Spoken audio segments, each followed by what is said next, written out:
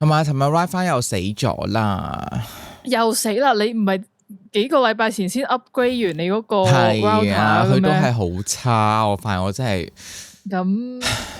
technology 呢家嘢係咁噶啦，我成日覺得咧，即係某程度上佢哋係特登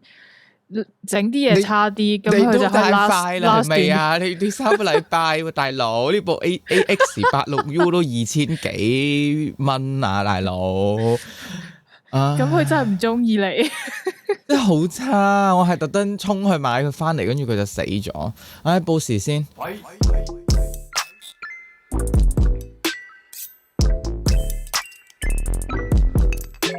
今日係香港時間嘅2021年7月25號星期日嘅中午，下晝3點45分，嚟到我哋是但啦 Podcast 嘅第38集錄音，我哋有 Bear 姐。Hello，仲有 KC。係，我哋今日係晏晝嚟嘅，因為 Bear 姐尋日嫌我太晏。冇，我發覺應該係要轉翻去晏晝會比較好少少，因為即係人老啦，同埋真係開始我翻呢份工翻咗2個幾月啦，即係捱咗，終於叫做可以點樣咧？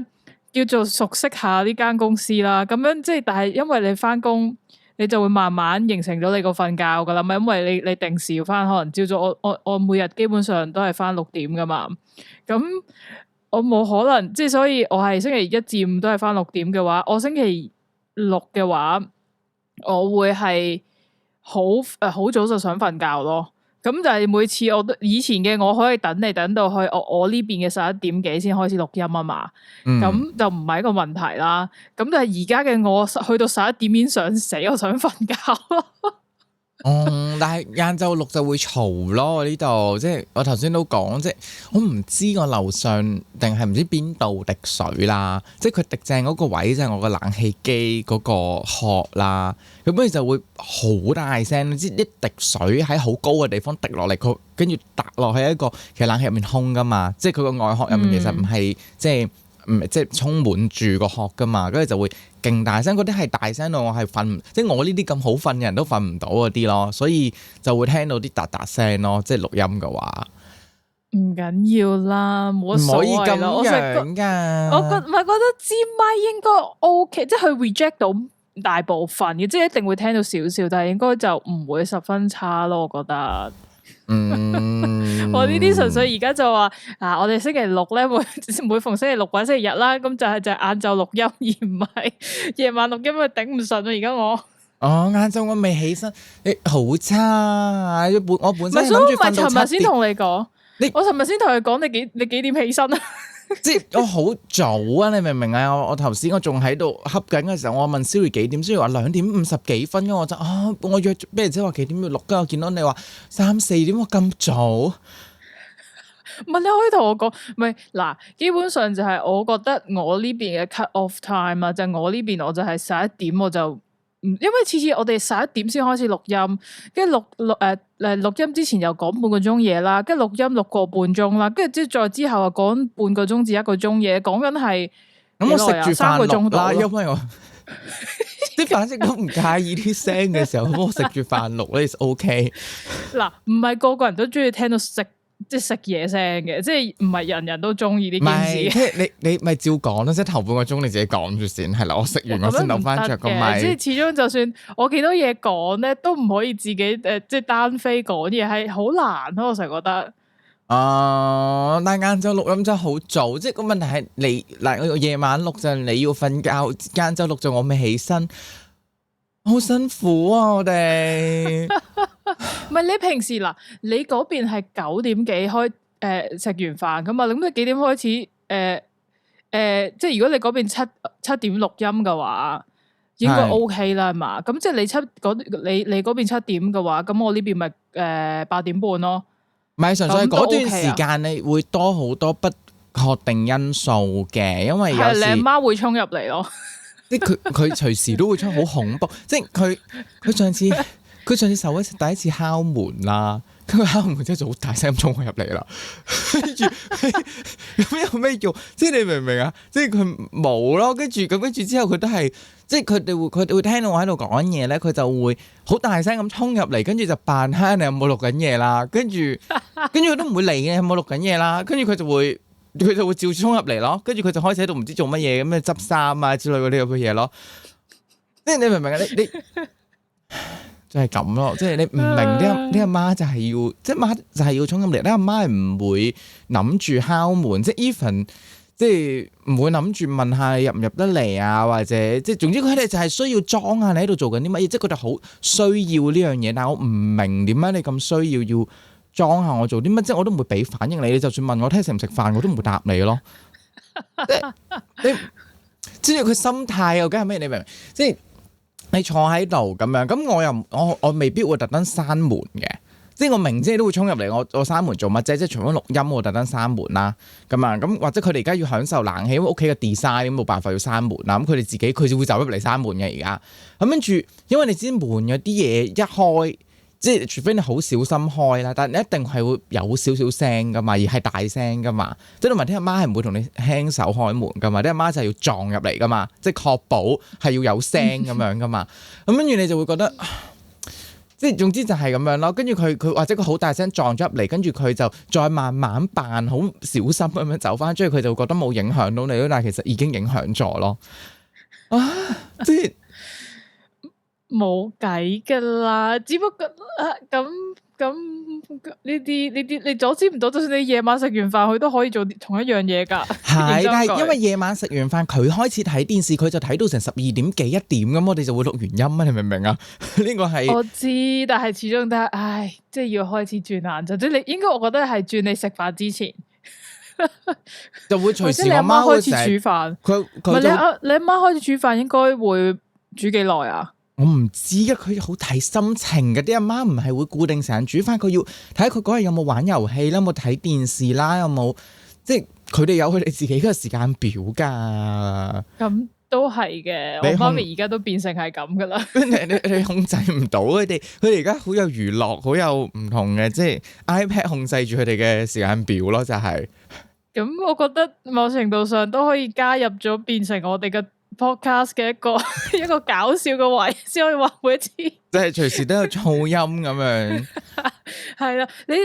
睇嗰啲好多 stream， 即係後生啲嗰啲 stream 啊，即係嗰啲靚仔靚妹 stream， 有時啲阿媽阿爸會衝入嚟噶嘛。我哋唔係去到嗰個 level 啊，唔係。咁當然唔係去到嗰個 level，但係每次見到都好笑，成日覺得。啊，總之真係好煩啦！嗰個時間，即係對住我唔知啊，睇下點先咯。不如即係唔得啦，你唔可以咁樣，你要保持年輕嘅心態。唔得啦，好老啊！而家你唔可以咁樣，你越嚟越早啦，錄音時間。呢個唔係我即係唔知點解，我覺得係我縱慣咗你，應該話。因為嗰時我未有工做嘛，我哋啱啱開始呢個 podcast 嘅時候，咁你嗰啲都唔瞓覺，點解你而家無啦啦要瞓覺？咁我就覺得你老咗啦，即係唔係咯？以前的我仲喺柏斯做全職工嘅時候，我真係9點鐘瞓覺嗰啲變態嚟噶。9點鐘點瞓到啊？9點鐘係冇可能瞓到噶，我想講。因為我成日都係翻7點鐘噶嘛，咁我要揸車揸半個鐘先翻到公司，咁所以我係6點鐘就要起身，6點半一定要出門口啦，跟住之後7點鐘翻到工啦。咁我係做嗰份工做咗成年半啊，咁所以係一個習慣咗。你諗下一個人你係都我自己不嬲都一定要瞓8個鐘嘅。咁樣即係如果我6點要起身嘅話，瞓8個鐘，你最遲10點鐘要瞓覺啦，係咪先？咁所以我係9點幾10點我就會瞓覺，所以我係嗰啲5點晏晝5點6點好就開始肚餓就要食夜晚嗰啲人咯。我都7點鐘起身啦，我都成1點先瞓啦，即係老人家都或者應該咁講，如果我要去跑步嘅話，我要2點先瞓咯，1點先翻到屋企。係咪先？係咯，我唔知啊，我即係覺得係以前係咁啊，而家都開始慢慢變翻係咁，我覺得係健康噶。唔係咁，你但係好幸福咯，可以瞓咁耐冇咯。即係我11點先去跑步，我跑完我就算真係跑，我11點半先出去嘅通常都。如果我快到極，我都12點半先躝得翻嚟啦。即係你明唔明啊？即係嗰啲話跑半個鐘你都要躝下噶嘛。咁即係你叫俾少時間自己扮有運動咁樣。咁12點半翻到嚟，我沖完涼都成1點，跟住我要揀聽日着咩衫，跟住燙衫，搞完一輪我就要2點咯。跟住第二日就即係7點就起身咁樣咯。我都係瞓好少，即係如果咁樣講，即係我瞓6個鐘就係最冇6個鐘添啊。但係嗰啲2點鐘嘅時間，可能我媽仲洗緊碗之類。我而家有時係會1-2點先瞓嘅，但係因為我係知道我另一日做嘅嘢唔係飛咯，即係我係而家暫時仲係做緊 check in 啊嘛，check in 嗰啲嘢你幾攰都好，你都係坐喺地下，你唔會殺人噶嘛，即你唔會墜機噶嘛，你都坐喺度，最多你個人穩啲啫，即係你唔夠瞓，你就會對住啲黐線客就會覺得。你就想打佢啦，係咪先？但係你又唔可以打佢，但係所以好敏咯，有時咁樣。但係你夠瞓就會冇咁易敏，但係都係會敏嘅咁啊。係即係西客啊，因為我又俾咗個 iPad Mini 我個同事幫我放售咁樣啦，咁跟住佢就幫我放售，咁跟住佢就 mark 咗2000蚊咁樣嘅，跟住啲西客我1400咁樣咯。即係我仲要係 iPad Mini 嗱，雖然冇盒冇線冇火牛啦，劈晒，即係買翻嚟我就留部機嘅啫嘛，即係同埋個 Apple Sticker 嘅啫嘛。iPad Mini 第幾最新嗰代啊？梗係最新而家賣緊街嗰代啦，個 WiFi 銀色64G嘅，即係我2000即係幾錢睇先？2000係幾多？2000除6 300，我都算平啦。仲要跟原裝嘅 Smart Cover 喎，係果原裝 Smart Cover 喎。咁雖然你有賣 accessory 啊，咁嗰度再多啲錢啦。對啊，跟住你2000蚊已經好平啦，西下要1400蚊去死啦。咁佢哋講價係佢哋覺得天公地義應該要做嘅第一步嚟噶嘛。跟住同埋就係仲要喺度問有冇花咁樣，跟住我心諗你西客你自己用部機，你會唔會唔花啊，大佬？唉，你用到部機唔花，你咪喺度，你咪同我喺度拗部機有冇花咯？我哋已經寫明個 mon 有少花，我冇用保護貼噶嘛，但係部機我好少用啫嘛。其實我都買翻擺度，跟住擺唔喺度我就賣噶啦嘛。咁即係可能有啲真係你要攞個燈照住嗰啲好輕微嗰啲花痕，即係其實你正路情況上你咪照嘅話，你唔會睇到咯。嗰啲 even 你就算用 mon 貼啊，嗰啲廢西客啊貼得差嗰啲，你都會花啦。係咪先？即係佢哋用嗰啲咁嘅 cheap 雞 mon 貼啊，10蚊塊嗰啲咧，嗰啲都會貼壞個 mon 啦，即係唔好話用唔用啦。跟住我就覺得好差啊！你憑乜嘢喺度 judge 佢啫？即係你如果你想唔花，你就去買新機啦。你買新機，你都喺度驗先驗完 Apple 啲機花啦。所以我已經放棄咗買賣電話呢樣。首先第一樣嘢我已經有全職工做啦，所以我冇乜所謂啦。咁但係買賣電話就係要對待呢啲西客成日喺度講價咯，即係講到明不議價，佢都議價，仲要議成200蚊澳幣咁樣咧。我心諗200蚊澳幣即係千幾蚊港幣，我心諗你千幾蚊港幣你咁樣講價法係咪即係有冇腦咧？即係你覺得我會 say yes 咩？即係咪係咯？即係如果你嗰個1400蚊 OK， 我就1400蚊放咗啦，我就唔使擺到，即係我冇諗住即係要 sell 幾多錢嘅咁樣，咁跟住總是但啦，跟住咁啊是但啦，跟住2000蚊都唔係好貴啦，係咪啊？即係你而家部機仲賣緊個喎，即係唔係啲舊嘅 generation 嚟個喎，即係係啦，咁跟住仲有即係 smart keyboard 啦，即係嗰個即係 iPad Pro 嗰2個 keyboard 咁樣，你買翻嚟都千幾蚊啦，1200、1300咁樣啦，好似我唔記得咗幾錢啦。跟住咁啊放500蚊咁樣啦，跟住都即係有人要嘅，咁但係都叫好少少咯，嗰啲就即係冇咁講咯，應該其實冇，因為我同事冇 cap 晒啲圖俾我睇啦，因為實在太多西客啦 cap 唔切啊，即係。呢啲又係啦，跟住即係石尾啦嘛，又咁樣咁，跟住老人家又開始要即係交分啦咁樣，咁啊跟住就會即係你會咁啲學生會見到啲分啦咁樣，咁即係我都明白，即係唔同嘅同學你可能會對即即係你讀書有啲，例如我呢啲讀 master 就係為咗符合呢個社會規範，咁所以其實我一堂都冇上過咁，但係我 at least 我都會準時交功課，咁但係交完功課 at least 即係正正常常咁我就冇乜嘢啦，即係當然我會背後狂鬧阿 Sir 啦，但係我唔會煩佢啦，因為其實我知道自己冇讀啦，即係亦都係 hea 啦，亦都係好憎呢樣嘢啦，咁所以我就唔理啦，即係但係 at least 我都叫做好本分，我份功課都有交齊啊 present 有 pre 好啊，咁樣各樣各樣嘅嘢啦，係咪咁樣？你唔好理我份功課係抄翻嚟點樣做翻嚟啦，咁樣係咪？咁跟住咧。咁啊，一年一度放分嘅時候咧，你就會預咗要接好多呢啲客戶嘅查詢，係啦，客戶嘅查詢。咁我就接咗好多嘅查詢啦，咁樣咁啊，我咧就例如一啲就會話我碌下先嚇，即係例如想問下個。分啊，因為通常我就會俾個 grade 嘅，因為你其實 final 成績表可能個 system 會有少少進位或者即係4捨5入完，咁我唔知佢最尾會點樣噶嘛，咁所以我都會 around 即係可能 ABC 咁樣就俾佢啦。咁佢哋咧就唔知點解好在意要知道每一個component 嘅分㗎喎，即係例如exam 嗰個分同埋你另外唔係 exam 嗰堆嘅分係點樣咁樣啦，咁。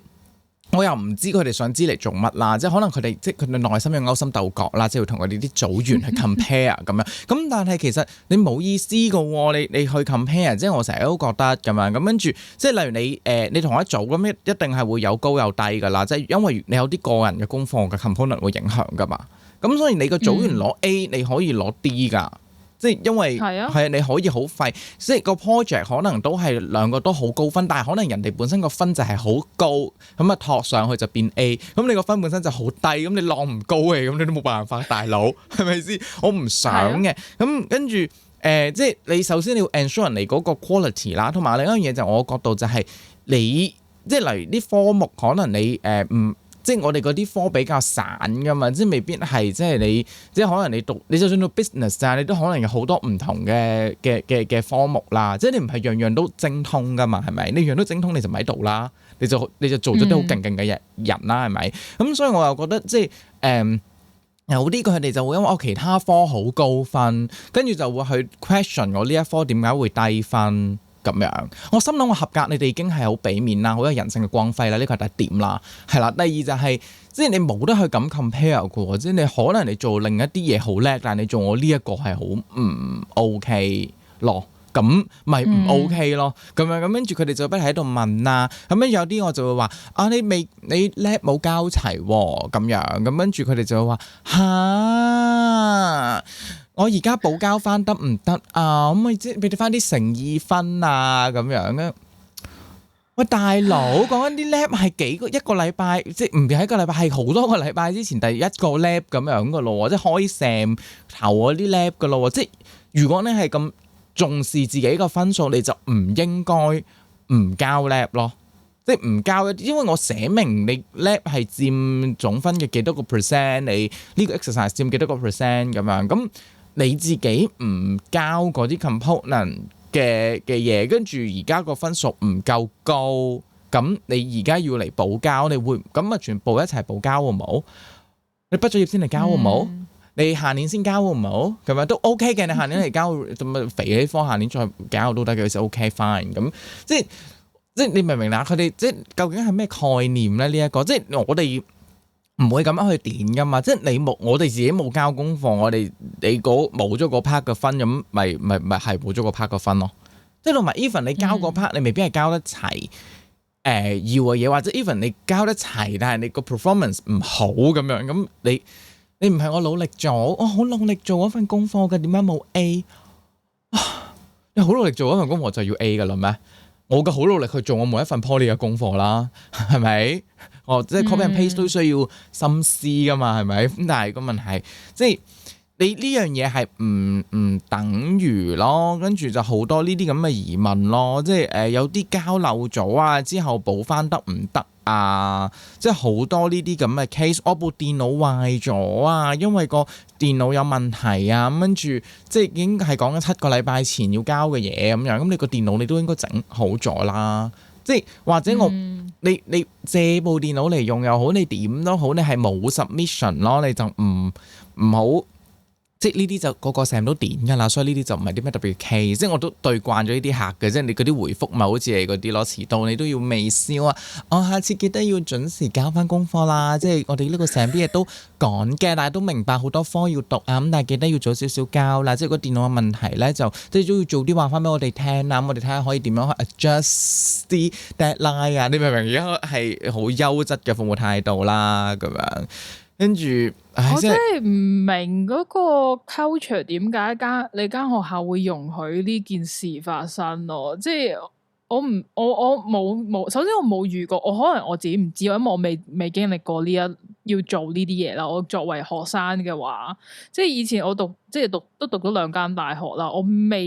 遇過，我未試過自己會走去 question 個分數，因為我自己都知係咩分數，我一直都。我應該話可能我自己性格係會知道，我係每一個例如我一開始第 week one 佢會咪有晒個 syllabus 係會講到明，我呢一個科係例如你啲 lab 係佔10%，跟住呢個 assignment 佔15%，嗰個 assignment 佔唔知幾多 percent，我知道晒嘅。咁我例如我知道嗰個 semester 嗰一科我要做4個 task。咁我就一直都係我 keep 住，我知道啲 deadline 晒所嗰堆嘢，咁我就寫低晒嘅自己，跟住之後同埋我就每次佢一出咗成績，我就會自己寫低晒啲成績，所以我係每一次去到 final exam 嘅話，我係會係嗰啲調轉嚟計分咧，我係會計我要 final exam 係啦，我 final exam 要攞幾多 percent 令到我成科合格咯，係我有。所以我有時我會好努力地係令到我啲 assignment 超高分嘅，即係例如我啲 assignment 攞90% 嘅話，即係我 overall 就會可能係嗰個 task 係攞咗9% out of 10% 咁樣啦。咁樣計埋搭下嘅話，如果我係未考試之前，我已經攞43% overall out of 100嘅話，我個 final exam 咪要攞翻7% 咯。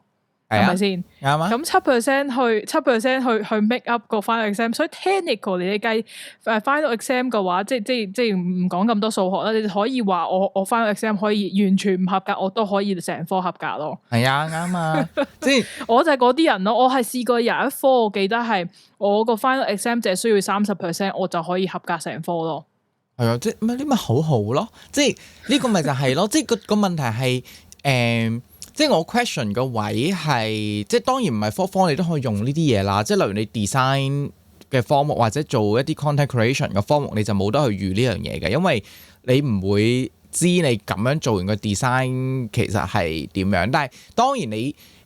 好唔好，其實即係呢樣嘢我成日都覺得你可能一啲即係數學啊或者啲理科啲嘅科目其實係可以咁樣去計嘅。即係你條數啱唔啱錯㗎啦，即係你呢一科 one 即係佢啲題目佢哋嚟嚟去去都類似係嗰啲 logical 位，因為你係好 standard 㗎嘛，即係佢所有嘅即係 assessment 都係類似嗰啲 mode 㗎啦咁樣。咁我覺得呢啲係容易計嘅。咁就另外一啲即係例如可能係design 為主嘅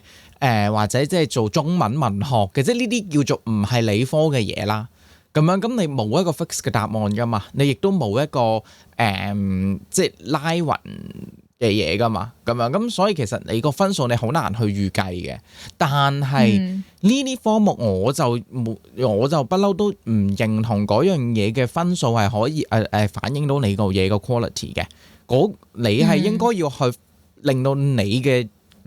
作品，即係例如我當你要交條 YouTube 片去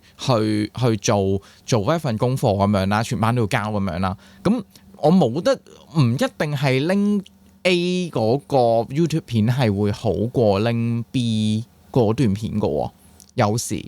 因為其實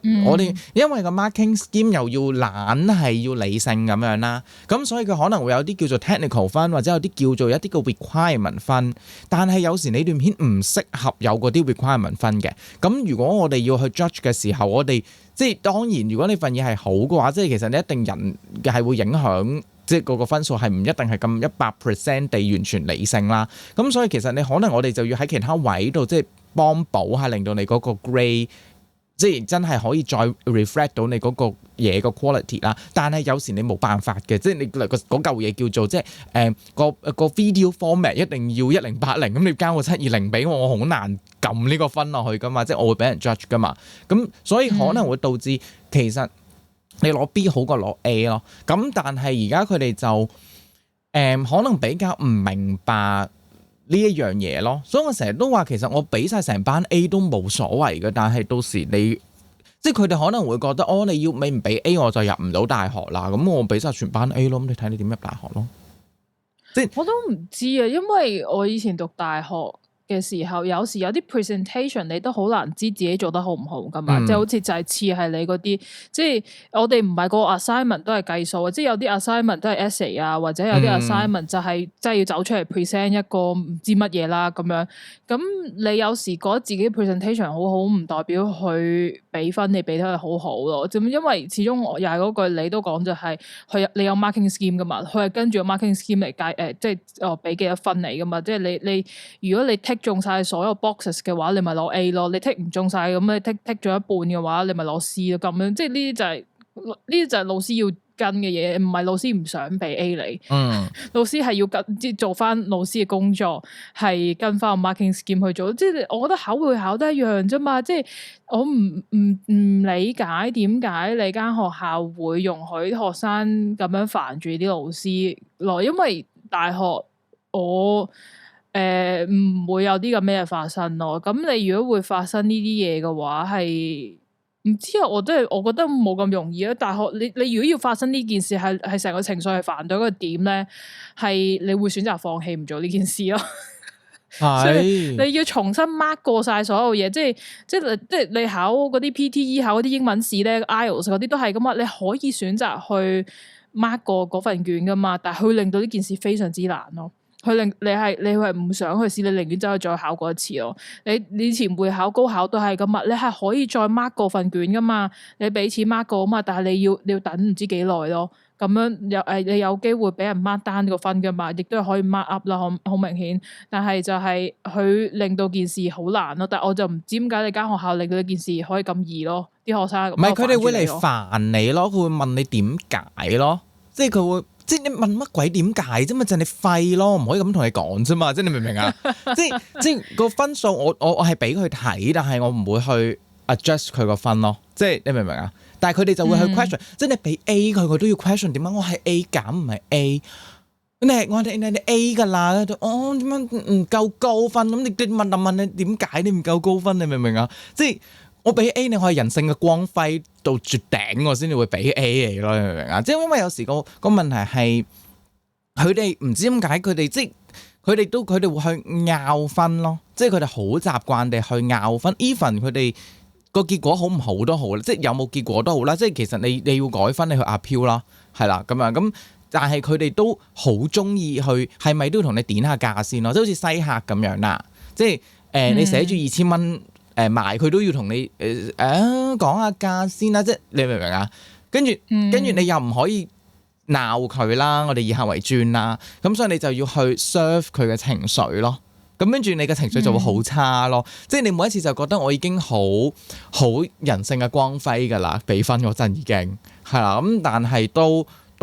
你都仲嚟問，我就會覺得你好煩咯。唉，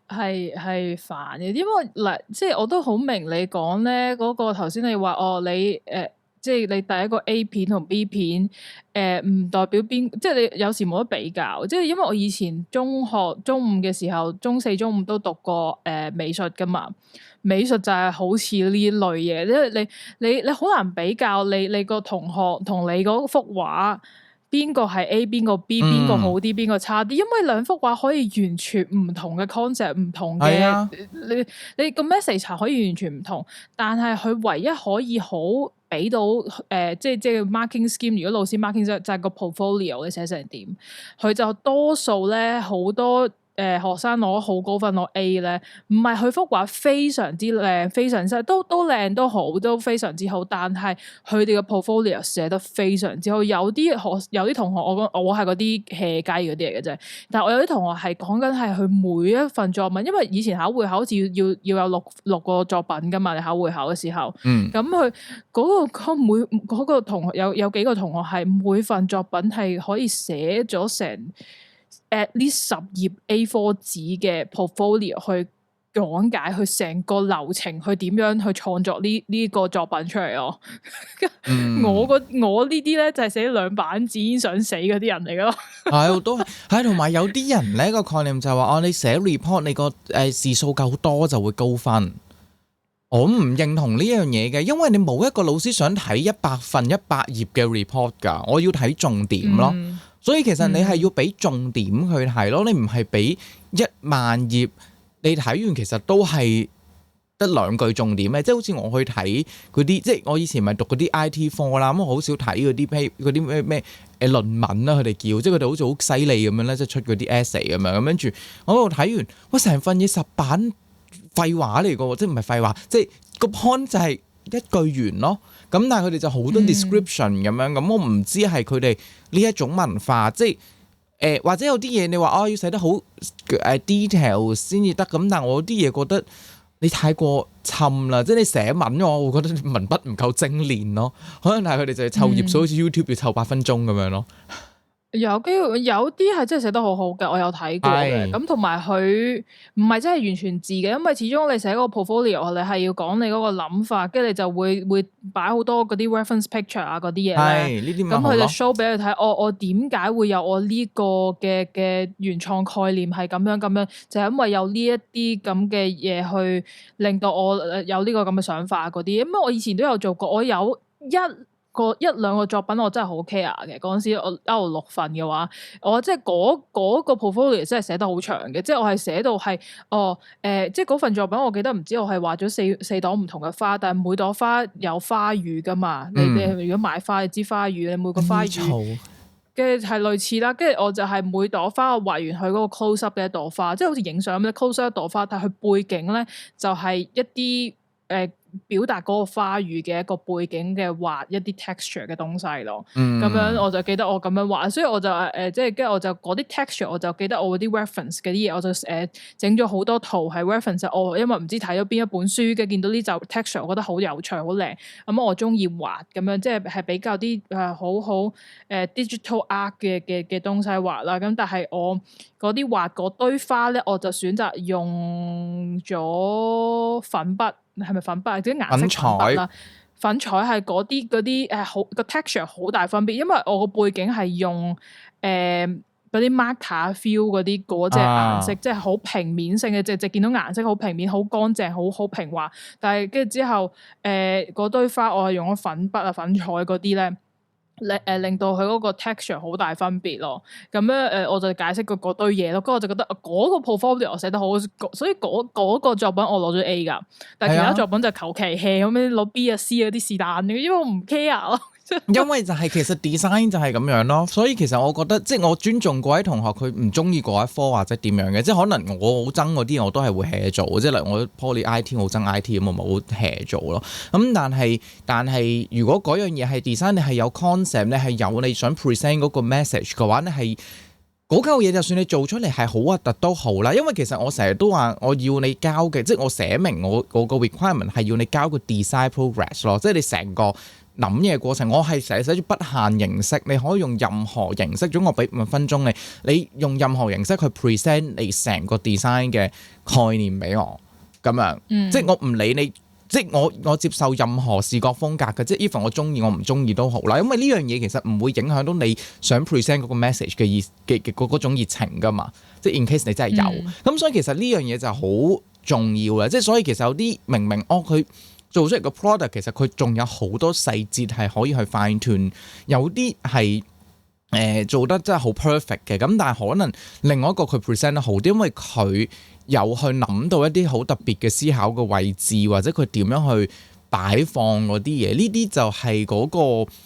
即係呢啲就係呢啲科目入面嘅嘢咯，即係 even 你就算 presentation 咯，就係係啊，或者你 present 嗰件事出嚟咯。係啦，呢個係一個重點。就算你數學都係，即係數學你 physics、science 都係㗎，即係你都要你去研究嗰樣嘢，你係有個動機，你點樣去研究完出嚟，咁個結果好壞都好啦。即係你好多實驗都失敗嘅，但係你個實驗好有價值嘅喎，咁樣即係呢啲都係呢啲就係咯。但係少啲咯，而家我會見到好多都係，所以跟住你冇呢啲嘢，你仲喺度同我拗，我就會覺得好乞人憎咯，即係。你同埋我嘥我時間。覺得多數係冇呢啲嘢嘅人先會走去同你拗啊！即係我如果知道自己係應該值得嗰個分嘅話，我唔會出聲噶咯，我唔係啊會同你拗。即係因為我知道自己，例如我攞呢份作品我攞 B 嘅，因為我知自己係應該攞 B 而唔係攞 A，亦都唔係攞 C 嘅話，即係除非我覺得我自己攞 B，跟住無神神走咗去攞 D 嘅話咧，咁咪爭太遠嘅話，我就會問。但係如果係B 加同 B 減，跟住我攞 B 減嘅話，我唔會走去問佢可唔可以攞翻 B 加咯。係啦，即係同埋我會因為差唔多咯。係同埋我會認得嗰啲作品嘅，其實有啲你都覺得好唔抵嘅，即係你改完之後你出嚟個分佢係會低過某一啲，即係其實你知嘅，你唔話得俾佢聽咁解啫。即係所以我成日都叫佢哋去睇 presentation 咯，即係我啲科通常都係即係以 present 為主噶嘛。我成日都，因為以前我哋細個會睇其他組 present 噶嘛，即係圍埋一堆咁樣。咁而家嗰啲佢哋唔興嘅，即係佢哋係即係自己 present 完就自己走。即係我會覺得你要去 compare 下其他，因為其實你任何一個科目都係你睇下人哋做啲乜嘢，即係你唔好，即係唔一定係俾一個比較嘅心，你當係 discover 下人哋做啲乜嘢，去諗下原來可以咁樣，或者你發掘下你身邊嘅人佢有啲乜嘢特別嘅能力。我成日都話，例如你自己做 design 唔靚嘅，咁你見到你要之後去做另一啲嘅 project 嘅時候，你應該要揾一啲 design 叻嘅同學去。而你又夾到嘅同學去一齊去做一啲新嘅 product， 你哋會成個作品會好啲。咁冇咯，佢哋就係唔會做呢樣嘢咯。我發現而家嘅即係近年嘅啲學生係會咁樣。咁我就覺得即係你會覺得越嚟越即係佢出唔到啲好嘅 design 咯，即係越少咯，唔係冇啊，即係你少咗嗰一種。進步嘅空間，即係係啦，即係我就會覺得好 lost 呢個，我唔知係同而家呢一個世代嘅人睇嘢睇嗰啲嘢嘅嘢唔同咗啊，定係啲乜嘢啦？即係你睇嘅可能你睇 YouTube 好似資訊多咗，但係其實某程度上係好 limit 喺你嗰個佢 push 啲咩俾你睇噶嘛？我覺得。我係同意，即係另一個其中一個點，有幾個點想講，即係第一個點想講就係係嘅嗰個你睇人 present 係其實學到嘢，但係好多人都唔知呢件事，佢覺得嘥我時間，我睇你 present 係做咩啫，又唔會幫助。但係其實你睇人 present 就睇，即係如果你仲要睇啲好嘅組去 present 嘅話，你會知道佢點解好。即係如果你真係去認真去研究佢係點解好，即係你睇 YouTube 一樣啫嘛，你 YouTube 片都有10幾20萬段 YouTube 片啦，你都會識分析邊段，例如教你我點樣去用 Photoshop 某樣嘢嘅話，你都有好嘅片，亦都好差嘅片啦，你就會睇得出點解嗰段片好，點解另一段片係差咯，就係可能好嗰段片佢係 step by step 係好清晰嘅教你，但係差嗰段片就喺度嗰啲 step 係完全冇 step 嘅，喺度跳嚟跳去咯，咁你就睇得出點解佢有係好過另一段片，你 presentation 都一樣，點解嗰個攞 A 嘅，點解佢哋攞 A 嘅，因為可能佢哋係有佢哋好清晰地 present 晒成個 concept 出嚟，但係另一個攞 C 嘅就因為佢哋真係求其噏完一堆嘢，湊夠唔知5分鐘就拜拜啦咁樣，你就係咁樣，但係好多人都唔明。即係觀察係其實係學嘢嘅一部分咯，好多人就覺得我要做，我要做先會係 OK 咯，咁就係呢個就係我都唔知點，我另外嗰啲點我已經唔記得咗我想講咩，唔緊要啦，是但啦，諗到再講啦，即係呢啲都係即係就係呢幾年我唔知啊，以前我覺得就係我哋以前細個讀書嗰陣唔會係咁，跟住即係呢啲就係代溝咯，即係啲學生成日話我哋老咯，唔明年輕人嘅諗法咯，即係我哋係係我諗另一個點我想講係就係、我唔知係咪而家新一代佢嗰個收生嘅程序係同以前係有唔同噶啦，即係或者係因為例如我飛機師嗰邊，我以前教嗰間即係飛行學校啦。咁佢係會收一紮學生噶嘛，即係去睇需求嘅啫嘛。因為佢係某幾間航空公司嘅 cadet 咁樣 send 過嚟學飛嘅啫嘛。咁我嗰陣時啱啱開始做嘅時候，嗰紮學生係非常之好嘅，個個都好勤力，個個都係準備得好好，知道自己要做咩。但係去到好後期咧，去到我做咗超過1年、半年、1年之後，開始發覺啲學生嘅質素下跌嘅。咁都係會有學生，但係平均質素下跌咯，即係你有一半，有一半學生好，有一半學生就係點解你會入到呢個 program 咯？我就會 question 就係點解呢啲學生可以做到航空公司？即係我哋好多飛機師，我哋好多飛行教練都成日 question 點解呢啲學生可以做咗航飛啲咁嘅波音747嘅，我哋呢啲教飛嘅教咗成千幾2000個鐘都冇得入航空公司咯，你就會覺得好慘啊！不過呢個另一件事啦，我唔 care，我就冇咁 care 呢啲嘢。有啲飛機師，有啲飛行教練真係會咁樣諗嘅，因為佢哋即係因為好多飛機師想入航空公司，我明，但係我自己唔想，即係要我自己選擇啫。咁但重點就係我係見到個質素下跌啦，係因為有時係睇下佢哋收薪嗰個 demand 有幾高，佢想賺幾多錢，或者佢需要幾多人咯。即係當然，即航空公司就係佢需要幾多人，佢就會搶即係將嗰個入門嘅門檻降低，咁佢咪收得多，可以請得多啲人咯。咁就同時就令到嗰個平均質素下降啦，因為門檻低咗嘛。咁我覺得而家好多學校咧，即係唔係飛嗰啲啦，其他所有學校、大學啊、中學啊，多數啲大學或者係啲大專咧，佢如果想去擴展嗰個學校嗰啲規模咧，佢咪你一定要有學生咯，你要多啲學生嘅點樣令到個入學門檻降低咯，入學門檻降低嘅話，你個平均質素學生平均質素咪會下降咯，咁你就會令到我間大學都一樣，我第一間以前喺悉尼讀嘅大學都係㗎，咁佢嗰時以前就係2個 semester 嘅啫嘛，Sem 1 Sem 2嘅啫嘛，而家變咗3個 semester 咯，佢哋1年有，我心諗1年3個 semester 係咪黐線嘅？跟住即係好變態，佢就係想即係叫做咩？招多啲生咯，招得多啲學生咯，咁樣就會令到再賺錢。我知道我第一間學校係真係好睇錢嘅，即係佢係咁多間我哋澳洲咁多間大學最賺錢嘅，最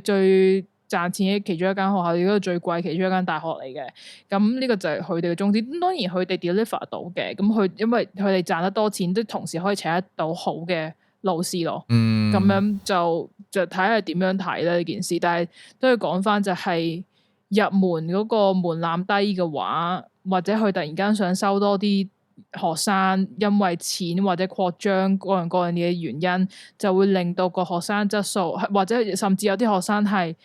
未必係想讀嗰一科嘅，我求其入咗先啦。我覺得好多係呢啲啦，即係我都係嘅，即係我都係讀 IT 我都係好唔想嘅，係去到。雖然我同學成日話你係 IT 人嚟㗎，你真係好 IT 人，我唔識 IT 㗎，我好憎 IT 咁樣啦。咁係一樣係有時係市場供求問題嚟嘅，供同求係互相有拉楞嘅，即係都唔一定係。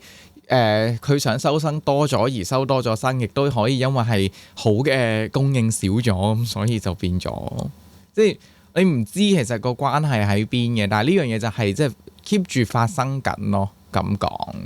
即係喺任何即係世界各地嘅學校門都係發生緊咁，而我哋就係即係我都成日話我係服務業嘅一員，係啦，咁我哋係供呢個 service，咁我哋就係咁噶啦。不過係是但，不過另外快啲轉少少話題就係我今個禮拜就 DIY。禮拜我架車仔終於成功地完成咗我成個 DIY 程序，勁開心咯！但係你覺得好大個，我想講，因為我特登買過咁大個轆嘅，就因為佢嗰個承載重量高，咁樣同埋佢易碌啲咁樣。你要解釋下你架車係咩嚟嘅先？嗱，首先第一個本身佢個殼咧就係好似宜家家私嗰個 kitchen 嗰個車仔，咁啊 KC 都有，KC 去平時去嗰個 Facebook 唔係 Instagram page 都會成日見到佢喺度碌車仔，人哋通街都會見到嗰架 IKEA 車㗎啦。IKEA 車仔啦，咁好啦，跟住個 IKEA 但係有少少唔同 IKEA 咧，佢嗰兩碌棍喺中間嘅，但係我買嗰個 version 咧，佢係四碌棍係喺嗰個四方體嘅每個角落頭啦。咁好啦，咁我就另外就買多幾個唔同嘅燈嗰啲架啦，跟住之後我買咗一紮嗰啲夾啦，就夾晒嗰啲燈架落去啲棍度啦，嗰架車度啦，咁就係架車上面就係包咗有相機啦，佢有燈啦，同埋有埋嗰個咪嘅架嘅，咁佢就係一個碌車就可以周圍碌去唔同地方，你開着咗部相機就可以拍片咯。咁就係個成個 concept 就係咁，我都係睇 YouTube 學翻嚟嘅，好明顯。咁啊 YouTube 嗰個 version 好明顯就係犀利好多啦。佢架車已經講緊成千幾蚊，我架車先得個30蚊咁澳幣咁樣啦。咁但係即係終於整完，今日即係真係 set up 完啦，真係試完一輪嘅話，我就覺得真係唔錯。因為以前咧我都 send 咗幾張相俾 KC，即係嗰個最後 test result 嗰個畫面效果係點樣嘅，咁都 OK 嘅。以前我都有拍過喺呢一個角度嘅片，但係嗰時我拍嘅時候咧，係講緊我係要 set up 好多腳架咯，喺個地下度，跟住我就行唔到啦喺屋企。但係如果我而家拍完我掹走咗插咗個電線嘅話，我就可以碌走架車，咁我就擺埋一邊泊車，咁就 OK 咯。咁我就唔使收腳架，唔使收任何嘢，因為本身已經喺晒架車度，我就可以碌走佢咯。咁我就覺得好開心咯，而家。所以就係一個 portable 嘅，即係拍攝，即係簡單啲嚟講，就係一架 IKEA 車啦。佢就將佢啲腳延伸咗啦，跟住咧就夾晒啲相機啊、咪啊、即係讀稿機啊、燈啊，跟住喺嗰度。咁如果你要影嘅話，你就成座嘢咁樣拱落去，咁就一撳掣你就可以錄啦。咁呢個係一個非常之方便嘅 set up 嚟嘅，因為你啲嘢駁好晒咧，咁你就即係同埋你佢冇啲一個重點係啲腳架啲三腳係會叉開。係啦，咁佢變咗而家你全部都綁喺架車嗰度，咁佢嘅 area 就係得你架車嗰個位，咁所以就變咗係方便嘅，即係你要轉咁，你只需要轉架車就可以啦。同埋呢啲大嘅轆，我都明白大個轆嘅重要性，因為我係用 IKEA 嗰個轆啦，咁跟住因為我喺公司用嘅，咁佢即係好多凹凹凸凸嘅唔同嘅地板咁樣，我推出去嘅話，咁所以其實係唔推唔到嘅，佢會震到癲咗咁樣啦。咁跟住，所以大碌碌係有用嘅，所以呢個係一個幾好嘅 portable 嘅 set up 嚟嘅。即係好似我之前都諗住將我啲 live 嗰啲嘢擺落去，但我好懶，我冇做呢件事。即係公司就唔好搞咁多啦，咁樣係啦，屋企就可以嘅。即係。佢呢個碌咧，我特登買，我已經買細咗，佢可以買5寸嘅碌，我買咗4寸啫，咁樣已經夠啦，已經好大啦。夠嘅，其實我可以買3寸嘅，但係我覺得我唔知我未來會唔會想再唔知 upgrade 啲乜嘢咁買咗，係啦，跟住買咗4寸，咁可以即係 future proof 啲咁樣，即係係咯。咁但係因為我但係而家用得耐咗呢個，因為我有諗過買唔買個大少少嘅。碌車嘅，但係發覺而家呢個其實呢個 size 就 perfect 喺我屋企。你可以夾埋個 portable monitor 喺嗰度咯，咁你就可以睇到相機嗰個影你嗰個 result 咯。即係頭先我喺度睇 YouTube。我可以，我而家就所以咪擺咗我嗰個 laptop，因為你見到我第一層就有塊木板就吸住咗佢嗰個嘢，咁我就可以擺我部 laptop 喺上面，我個 MacBook 喺上面，跟住我就插線插落我部相機度，咁我喺個 laptop 度見到我個畫面咯，係係咯，即係可以 mon 到自己咁樣，就呢個都好重要嘅。即係當你自己冇人做攝影師嘅時候，你係需要一個大嘅 mon 去影住自己，因為個重點係個 mon 細，你睇唔到啊。呢個係我發現點解要一個大嘅 monitor 咁 mon 住自己，係因為你咁遠咧，你係完全睇唔到你個人喺入面係發生緊咩事。所以我頭先 YouTube 就喺度睇嗰啲即係 YouTube 彈出嚟俾我睇嗰啲即係15寸嘅 portable monitor 咁樣啦。即係我仲喺 iPad 做呢件事啦，係啦，你 iPad 嘅量我已經足以去做呢件事，咁所以我就用 iPad 去做。咁你 portable monitor，因為 iPad 可以 wireless 啊嘛，你 CarPlay 同埋我有嗰個 Luma Display 嗰嚿嘢，咁所以可以 wireless 都做到，同埋我係咪日用，咁所以 OK 嘅咁樣。咁但係如果你呢個，我覺得嗰啲咧就係插條 USB-C 嘅線咧就有埋電咧。係啦，即係佢啲 quality 你就冇要求啦。好似我見頭先嗰個哥哥買最平129蚊 US dollar 咯，即係1000蚊咁樣，咁就即係個 quality 就唔係話靚15寸咁樣插 Type C 線咁樣有電有畫面咁樣。咁如果即係 just for monitor 啲 image 啱唔啱位嚇，即係顏色唔好參考係啦，咁係 OK 嘅，即係可以去睇下。我覺得係咯，大家可以同埋我研究下。係好開心地，我揀咗整呢架車仔，而唔係整嗰個 One 嘅 stand 咯。因為嗰個 YouTuber 啦，我咪 send 過俾你，就兩個 version， 一個 version 就一個 night stand， 跟住夾晒所有嘢落個 night stand 度。即係佢冧唔冧唔係一個重點，但係重點，因為而家有個車仔嘅話，我乜 Q 嘢都執晒個車仔度啊！而家即係你拍你攝影嘅話，你唔係淨係相機，你相機都好多你淨係啲線已經想死，我想同你講。係冇錯，我啲線而家執晒落去最底層嗰度，我就遮住佢咁樣就 OK 啦。咁我就唔使理佢咯。即係我一收檔嘅話，我就執晒啲線落去就拜拜咁樣。同埋佢有個碌係好重要嘅。係呢個係唔係佢嗰啲 night stand？佢一個 night stand，佢都係嗰啲貴嘅 night stand，嗰啲係真係碌得好嗰啲。但係因為嗰啲 night stand 你貴啦，佢起價即係180蚊澳幣起價嘅，即係又係買 Amazon。其實我計過我呢個 set up，我最後使咗350蚊澳幣嘅。咁其實最後同嗰個 one stand 嘅嘢都係差唔多價錢嘅。但係我就發覺我呢個嗰個我自己要嘅嘢係多啲咯。咁我同埋可以另外作為即係擺啲儲物嘅東西，咁佢有幾層去擺其他嘢咧，我覺得係好多，所以我冇後悔做呢件事，我好開心啦而家。我咪應該攞呢張相去做我哋嘅 thumbnail 啊，咁等啲觀眾睇到你嗰嚿嘢。但係啲人撳咗落去，但原來唔關事，就出聲嘅話，啲人會好嬲噶咯，會 dislike 㗎。咁喺個畫面入面加咯，即係時滾爛蛋，求其喺個角落頭度 show 出嚟咯，即係就唔好喺 thumbnail 度整咯。都可以嘅，係你可以喺你自己中意搞啲咁嘅嘢咯。我唔呢個係你自己出 YouTube 片啊，我唔 care 啦。好煩啊！即係整呢啲，因為好長啊，我哋啲片，所以就即係其實一個好嘅 podcast 應該要分 chapter 嘅，係啦。我有諗過同埋分 chapter 係可以整嗰啲 chapter 嗰啲嘢，但係我就覺得我哋係轉得太快，同埋跟分 chapter 可以轉 thumbnail 㗎，喺個 podcast app 度都。即係如果你去睇好多 podcast 都係㗎，你轉 topic，佢哋會連個畫面，即係佢哋都會轉埋個 thumbnail。呢個係好多年之前已經得㗎啦。咁所以，但係你要整咯，即係算啦。唔係，即係其實最尾都係要我整嘅啫，因為我要 output 個 file 出嚟㗎嘛。咪就係咯。我唔整啦，算啦。跟住好煩啊！呢啲嘢唔好搞。跟住我整完呢個，我仲有啲咩 DIY 咧？我買咗個新嘅電鋸啦。哦，係我買咗新嘅電鑽嘅，我買咗電鑽先嘅，因為我最後終於 upgrade 咗，因為我買嗰個我以前用開嘅電鑽咧係嗰啲12伏嘅嗰啲超級市場，我哋澳洲啲超級市場買到嗰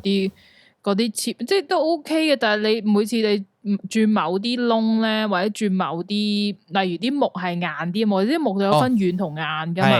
咁你要上螺絲嘅時候，你轉螺絲落去咧，你就會 feel 到嗰個位嗰個就唔佢完全唔得咯，跟住你就會有時舐咗嘢就喺度 strip 咗嗰個螺絲頭嗰個位咧，即係你有時個電鑽唔夠 powerful，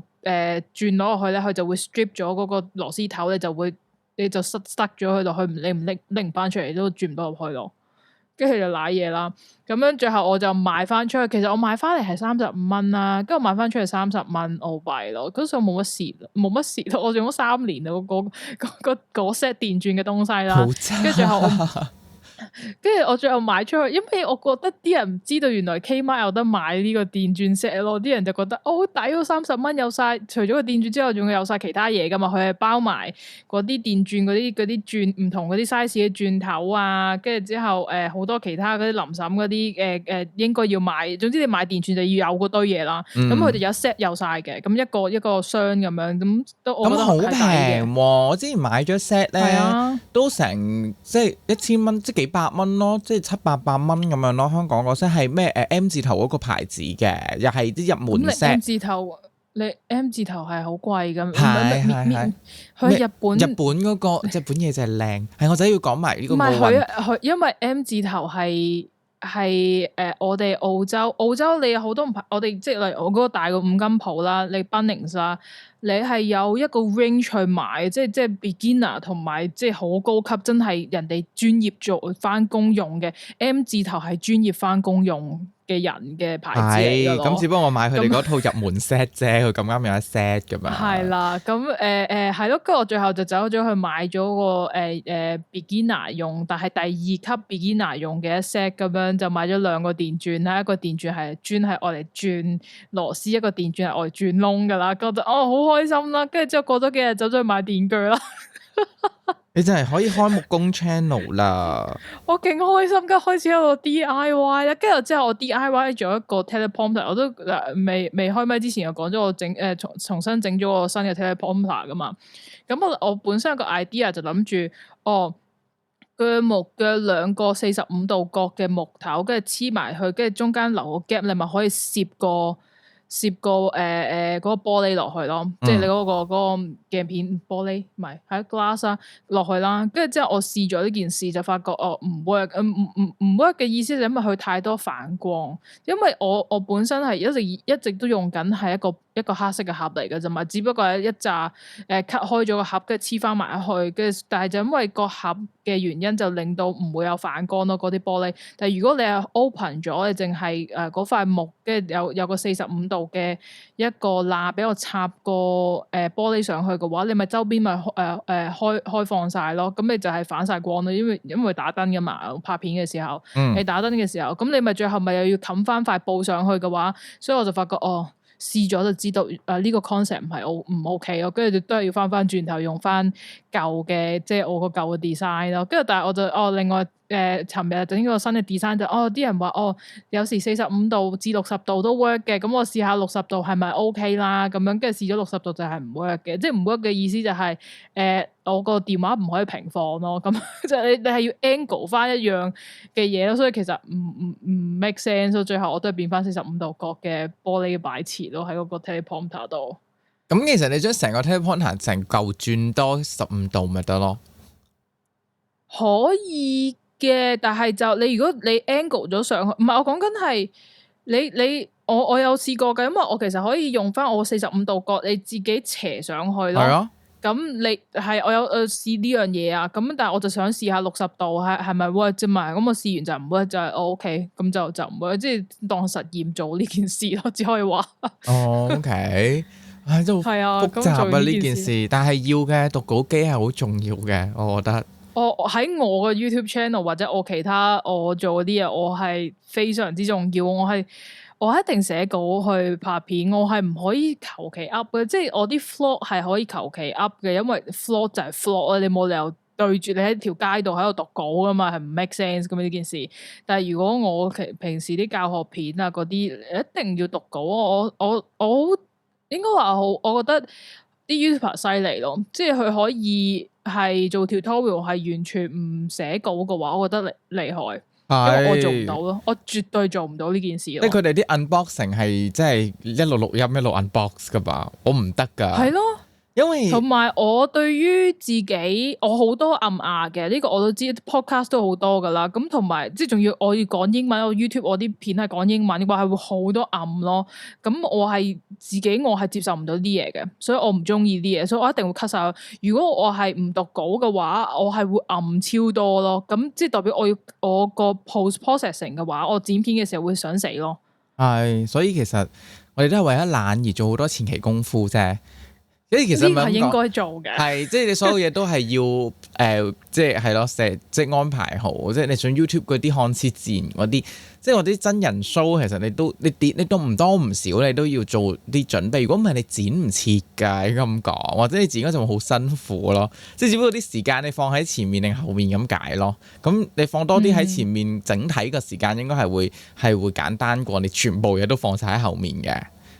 冇錯。係啦，因為你全部嘢放晒喺後面，你最後有機會放棄咯。係啊，因為我唔睇啦，是但啦，求其啦，跟住唔剪啦，跟住就完咯。因為你 plan 好咗之後，你就 around 會知道哦，呢度啲 shot 係咁樣擺，呢度啲 shot 係咁樣擺，即係你只需要去試一啲嗰啲位咯，即係你可能前中後3 part 咁，你試好前中後咁就 OK 嘅。咁你要試嘅嘢少咗，或者你要睇嘅嘢少咗，你可以即係多啲時間去睇下點樣去即係 mix 其他嘅 effect 啊，或者做啲其他嘅剪接咯，而唔係你去錄完之後先，我再翻睇下頭先嗰啲係咩嚟嘅先。哦，呢段要得，呢段唔要得。哦，即係睇片係好煩嘅一件事嚟㗎。係嘅，不過係咯，你講埋你個奧運咧，我哋就可以。有冇睇奧運開幕禮啊？我冇睇啊，我覺得冇電視，我都冇電視，唔係我都有電視啦，我都我唔係咁應該，我都係冇睇 live 嘅，因為 live 嗰日我係現場嗰日我係出去街食飯咁翻嚟，我先知道哦，原來今日係奧運開幕咁樣啦，咁你即係始終日本搞呢啲嘢，大家都即係會有期待啦，咁樣咁跟住我尋晚咧就睇重播咁樣啦，咁跟住喺度睇，同埋即係你個 Facebook 已經洗版式話，即係某幾個環節係好精彩咁樣啦，咁喺度即係度睇啦，咁即係 overall 嗰個即係個 opening，因為冇幾樣嘢，我覺得係好值得 mention 嘅。第一個就係佢個場館嗰個設計咧，咁嗰陣個設計師咧就話係即係啲凳咧，以前啲場館啲色咪全部一樣嘅，即係或者唔同排唔同色咁樣嘅啫嘛。咁今次佢嗰個場館嘅凳咧係 randomly 係幾隻色嘅，即係佢係會係即係可能係綠色、啡色、白色，跟住即係呢2、3隻色咁樣亂嚟嘅咁樣。咁佢個概念就係話 if 當你個奧運場館入面冇觀眾嘅時候，你望上去你唔會覺得係冇人咯。咁樣，咁嗰陣係未有即係疫情呢啲嘢發生住嘅，咁但係即係咁啱又撞正呢件事啦，咁所以尋日你喺個鏡頭上面睇咧，係真係覺得係開心咗嘅，即係你喺個場館入面，因為啲燈打到落去，你會見到啲，因為啲色係好似你着住衫嗰啲顏色啊，即係大地色係咁樣，你可以去睇下，即係呢個係好靚嘅一個第一個 design 嘅點啦。咁跟住佢嗰啲表演項目其實唔係話好複雜嘅，即係啲唔係話人群湧湧或者好好誇張嗰啲，咁佢都係，但係即係呢個我尋日就係我睇完之後就覺得有時即係好簡單，但係或者好藝術嘅 presentation， 你係完全感受到嗰種日本嘅文化嗰一種嘅所在，例如佢哋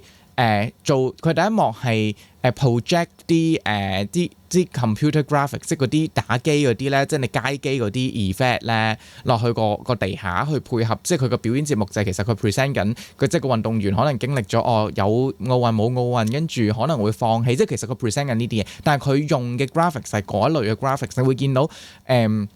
佢夾得好好之餘，亦都你會見到日本嗰種文化係好入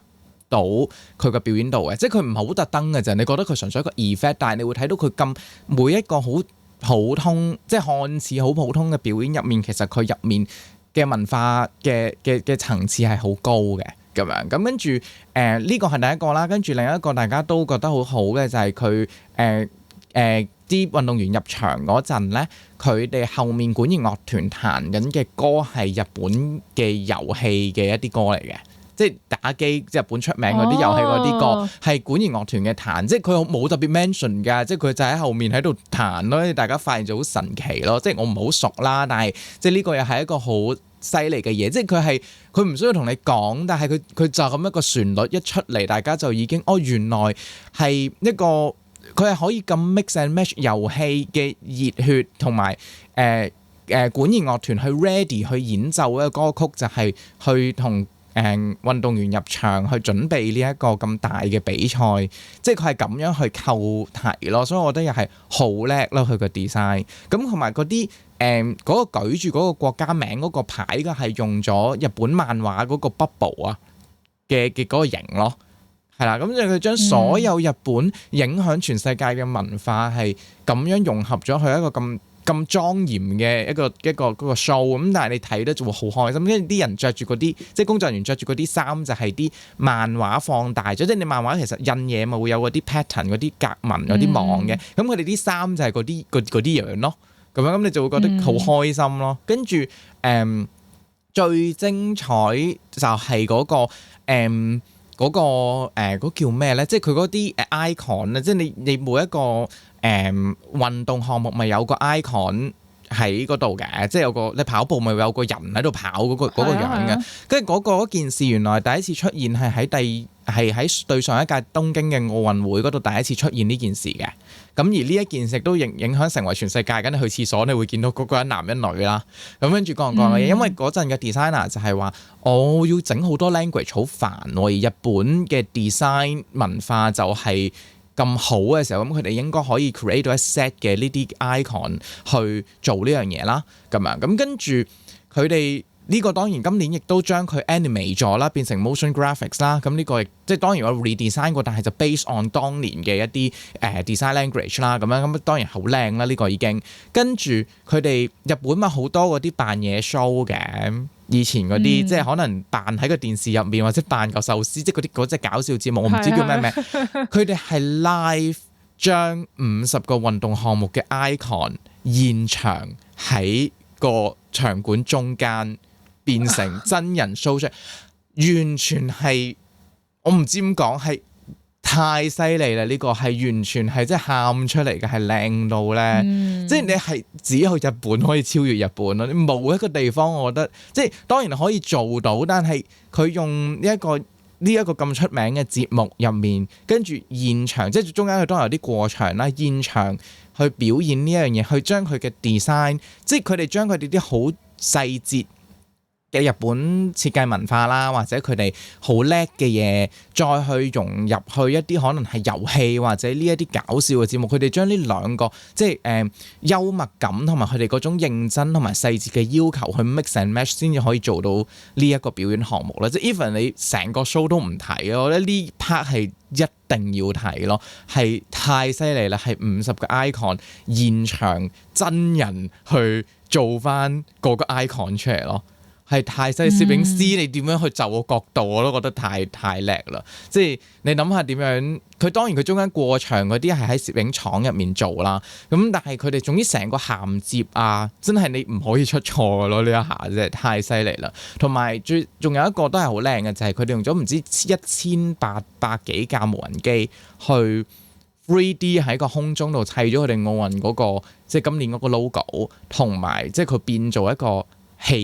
地球嗰個形喺個場館上面出嚟咯，咁樣即係呢啲又係日本嘅 technology，即係咁跟住再加埋佢哋嘅 design， 佢哋成個編排咁樣，即係值得睇嘅呢幾拍到咁樣，係啦，所以係好精彩。我都覺得唔知點講，因為以前咧細個即係仲喺香港嘅時候咧，就算過咗去澳洲都有留意奧運嘅，因為每4年就覺得好興奮啫。奧運係4年噶嘛，係4年一次嘛，係咯，每4年咁你就特別係開場係最重要，係最光輝嘅，因為同埋奧運對於每一個國家嚟講，即係你抽中咗你成為下一屆嘅奧運嘅國家，即係代表國家嘅話，係一個榮耀嚟噶嘛，係犀利噶嘛。咁所以佢哋係花好多心機、好多時間、好多錢去擺喺嗰個開幕禮咯。我好記得以前我每一年都每一次每一屆我都有睇過開幕禮，即係每一屆即係唔係樣樣記得啦。例如我記得中國嗰年嗰一屆就係嗰時一開始佢哋即係有一首歌，咪就係嗰首歌噶嘛，係咪我為你啊？唔知嗰首歌啦，就佢哋唱，佢真係揾翻佢哋最犀利唱歌嗰兩個人唱咧，我就覺得好犀利。跟住仲要，但係另外揾咗個鬼妹嚟唱，咁又係好犀利唱 opera 嗰啲一個女歌手啦，喺度唱啦，跟住我就覺得哇好厲害啊！嗰首歌係。本身啲人一開始就覺得但係你係 feel 到係佢係食咗入你個腦度咯。你一聽到首歌咧，你就知道係當年嗰個中國嘅奧運嘅主題曲咯。咁樣呢個其中一個好深刻啦。但係中國嗰陣時嗰一屆就係你睇得出 man power 咯，人力嘅幾犀利，就係你見到佢用幾多人去做嗰啲，即係好似嗰啲北韓定南韓北韓。嗰啲跳舞嗰堆嘢咧，轉好多唔同圖畫嗰堆嘢，嗰啲就好靠 man power 先做到嘅嘢嚟噶嘛。你普通你好多國家做唔到嘅，即係其實好多西方國家做唔到，因為你唔知點解，我覺得係文化問題嘅，即係亞洲國家先會有機會做到呢樣嘢，就因為我唔想話係因為佢哋人工低，容易請到好多人咁樣，同埋佢哋嗰個工作嘅態度會好啲咁嗰啲，我唔想講咁呢啲嘢，但係即係好多亞洲先會做到，你西方未必咁容易做到呢件事啦。咁呢個其中一個記得啦，咁啊但係我覺得。澳洲就唔係好記得係有咩特別，即係英國我咪會記得Mr Bean 咯，係啦，英國嗰個真係唔係十分特別啦，英國嗰個係我就記得碧咸係唔知拿住個火嗰個火炬喺度唔知跑咗一輪咁樣咯，我就記得咧，所以我覺得係英國嗰個係唔係十分大印象嘅，咁樣架巴士咯。係啊，我記得。係咯，咁就係冇乜其他特別嘅。另外嗰啲再之前嗰啲就太細個，我就唔記得啦。咁呢次我點解冇睇？就係我本身其實唔 expect 會有奧運啦。咁我覺得係可惜嘅。即係日本係即係慘嘅，對於日本嚟講，即係咁你諗下4年前佢哋唔會知道會有呢個嘅武漢肺炎噶嘛。咁當年4年之前佢哋抽中咗係佢哋嘅話，梗係開心㗎。即係用咗4年，俾咗4年嘅努力，跟住最後要搞到咁㗎。但係另外我自己個心態就係覺得我哋而家仲有咁嚴重呢個世界性嘅疫情嘅話，我唔係好支持有奧運嘅出現嘅。我自己我唔覺得呢件事係好嘅。已經係有新聞係會有啲參賽者已經感染咗啦。咁你係一個好大形式嘅傳播嘅一個活動咯，咁所以我自己我唔會去睇，就因為我唔係好想支持呢件事，就係咁。但係當然我唔會話抹殺佢哋嘅開幕嗰堆嗰啲努力嘅，因為真係辛苦嘅，同埋佢哋呢啲咁嘅創作性係真係犀利嘅。日本呢個不嬲都知佢哋係厲害呢啲嘢咯。咁但係對於我嚟講，我唔想有奧運呢件事出現，就係因為而家個疫情就係咁，同埋加上澳洲而家又係反反复复噶嘛，而家澳洲係好嚴重啊嘛，喺悉尼同埋墨爾本，而家悉尼係每日有每日成百幾個 new case 咯，咁同埋有好多 Delta 嘅變種啦，已經我哋即係悉尼嗰邊，咁啲人係已經係估計到佢哋 lockdown 有機會 lockdown 到去9月咯。哇！跟住我就話好嚴重，而家先7月啫喎，而家7月尾，佢哋已經講到係9月咯，甚至有啲人話就你都唔知會唔會有機會去到聖誕節啊，咁樣，即係12月啊，跟住之後啲人就跟住真係有人係遊行，我就覺得啲人真係好低能咯，即係悉尼有啲人去有一部分嘅人係都頗大部分嘅人去遊行就話係我嘅自由，即係要求要自由。嗰個心諗你哋係咪真係冇腦到一個咁嘅地步？你去遊行咪即係傳染咯？咁你傳染咪更加個 lockdown 咪更加耐咯？咁樣你封城啦，繼續封城到去下年咯。你做埋啲咁白痴嘅嘢，咁樣即係就覺得唉，唔知點解，即係但係你好多原因嘅。我哋澳洲呢邊疫情嘅話，就係因為我哋疫苗又係嗰個疫苗計劃做得唔好啦，即係佢宣傳得唔好，係嗰陣時佢有疫苗開始，但佢又唔係做好多宣傳咧，所以好多人都冇打疫苗㗎。你香港好多人都打咗疫苗㗎啦嘛，即係 at least 你有得揀，你唔驚你都可以打疫苗，但係澳洲係講緊係唔夠疫苗，係40歲以上嘅人先打得嘅時候，啲人就覺得點解可以咁樣咯？即係你咁樣係好唔足夠咯，你40歲以下嘅人好多咯。咁你每個年齡層都好多嘅，應該咁講。係啊，但係你諗下，你美國咁多人都已經去到16歲已經可以打疫苗咯。咁佢哋又再嚴重啲咁講。唔係佢哋嚴重，但係 at least 佢哋有計劃去做到16歲以下嘅人都打得疫苗嘅，即係代表佢哋個計劃係成功咯。即係佢就算點樣分期都好啊，佢分期地慢慢將個歲數降低咁樣去 keep 住啲人可以打 keep 住好多人係即係打咗疫苗啦。咁 at least 佢哋嗰個功課咁係咪嗰個貨量係足夠咯？但係澳洲就係唔足夠，但係澳洲搞咗呢個搞成半年幾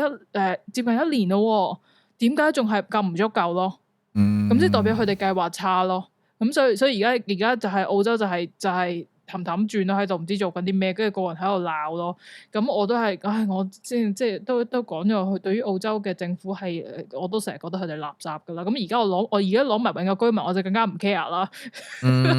我就可以鬧咯，即係鬧到佢黐線噶嘛。唉，係咯，你仲可以鬧啦，我哋就唔講嘢噶啦。即係呢啲即係咁樣，所以就係咁咯。所以唉。即係日本，我喺度睇翻日本而家個東京嗰個 case 啦，都多嘅，都千幾嘅，我見到，所以即係呢個都係嘅。同埋你見到佢哋嗰個，即係我唔知佢哋有啲乜嘢措施去做嗰個奧運嗰個啲各樣嘅項目啦，即係因為我都冇好，即係通常我都淨係睇下開幕㗎，跟住中間嗰啲又對運動真係邂逅咁，我就冇乜特別去 follow 啦咁樣。咁但係即係希望佢哋嗰啲各樣嘅設施，即係嗰啲防疫都做到好啲咁啊，令到大家都冇事咯咁樣。即係因為佢哋個 opening 其實大家都企得好開嘅。即係同埋另外一樣嘢我成日覺得我尋日喺度睇嗰啲人喺度入場啦，咁喺度飛嚟睇啦，因為好多國家都唔識啦，咁跟住喺度睇嗰啲最大嘅贏家係 iPhone 咯，個個都拎住部 iPhone 喺度開 live 嘅，個個都係 iPhone 嚟嘅，咪即係有少部分唔係啦，但係大部分都係 iPhone 嚟嘅，個部都係 iPhone 開 live 咯，啲運動員一路行一路影咁樣 ，Apple 真係最大贏家啊！喺呢個廣告入面，你都見唔到乜其他牌子㗎啦，係佢最多咯。咁樣係咯，就係咁，但係好睇嘅，佢個火炬係靚嘅，個櫻花同埋嗰隻金色，即係日本嘅 design 你唔需要 question 啦，絕對係靚，但係中間嗰個表演環節係咯，大家